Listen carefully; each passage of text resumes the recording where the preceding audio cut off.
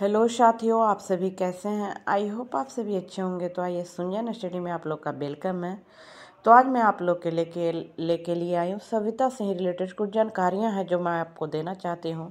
तो इसके पिछले क्लास में मैंने मिस्र की सभ्यता के बारे में जानकारी दी थी। वो वीडियो को आप लोग ने बहुत ज़्यादा प्यार दिया है और इसी तरह हमारी वीडियो को प्यार देते रहें।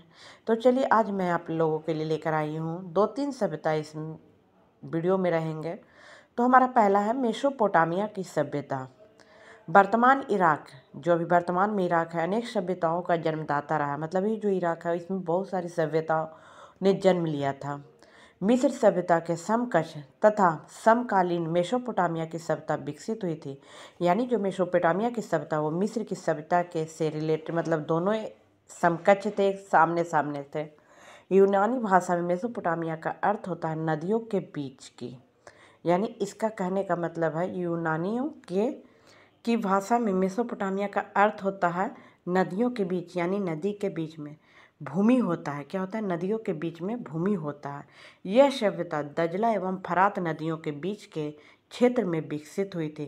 किस क्षेत्र में हुई थी? तो ये दजला एवं फरात, ये दोनों नदी के बीच में यह सभ्यता विकसित हुई थी। प्राचीन काल में दजला फरात के बिल्कुल दक्षिणी भाग को सुमेर कहा जाता था।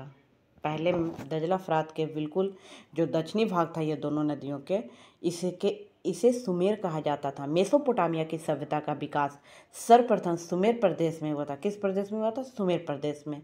सुमेर के उत्तर पूर्व को बेबीलोन यानी बाबुल कहा जाता था। नदियों के उत्तर की उच्च भूमि का नाम क्या था? असीरिया था। क्या था? असीरिया।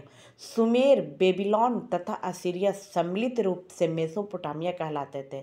मेसोपोटामिया कौन कौन कहलाते थे? सुमेर, बेबीलोन तथा असीरिया, ये क्या कहलाते थे? मेसोपोटामिया। अब आते हैं हम नेक्स्ट सभ्यता की ओर। सुमेरिया की सभ्यता। तो सुमेरियनों ने एक बड़े ही संगठित राज्य की स्थापना की थी। प्रत्येक नगर राज्य का एक राजा था जिसे पुरोहित या पतेसी से कहा जाता था। धर्म एवं मंदिरों के लिए विशेष स्थल थे। यहाँ देवी मंदिरों को जिगुरुत कहा जाता था। मतलब देव मंदिर जो था उसे जिगुरुत कहा जाता था। राजा ही मंदिरों का बड़ा पुरोहित होता था। यानी वहाँ कोई नहीं होता था, जो राजा था वही मंदिर का पुरोहित या पंडित कहलाता था।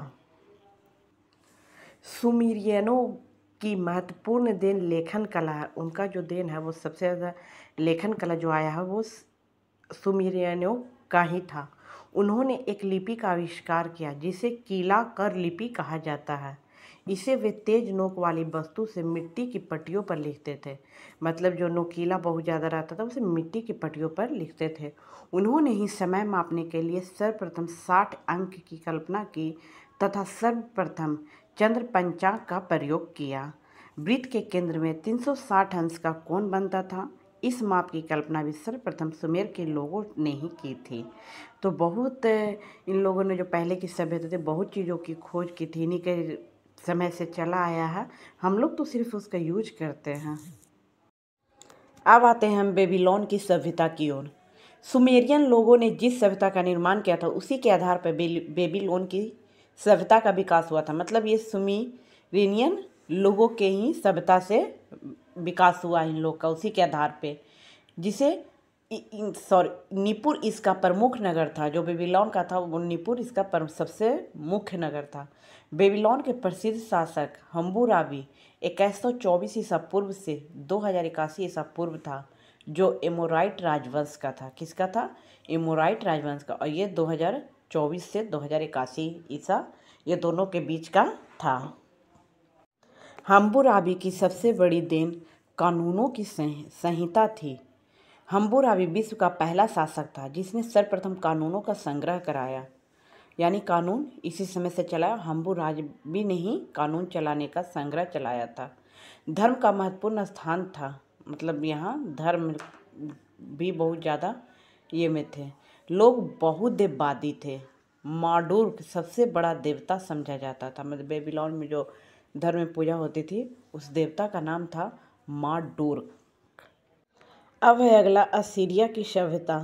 हम्मुराबी के शासनकाल में यह बेबीलोनिया का सांस्कृतिक उपनिवेश था। एसीरिया की सबसे बड़ी देन थी उसकी शासन प्रणाली।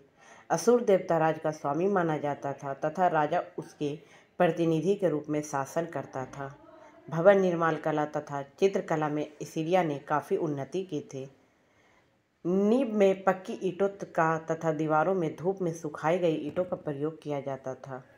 तो असीरिया की यही खूबी थी। इसमें भी हम्मुराबी के शासनकाल का ही उपनिवेश पाया जाता है। तो ये कैसा आपको लगा क्लास, आप ज़रूर कमेंट बॉक्स में ज़रूर बताएं। और जिन लोगों ने चैनल को सब्सक्राइब नहीं किया, सब्सक्राइब करें, बेल आइकन घंटी दबाना ना भूलें और इसे ज़्यादा से ज़्यादा शेयर करें। तो चलिए आज के लिए इतना ही। नेक्स्ट में मैं चीन की सभ्यता को लेकर आऊँगी।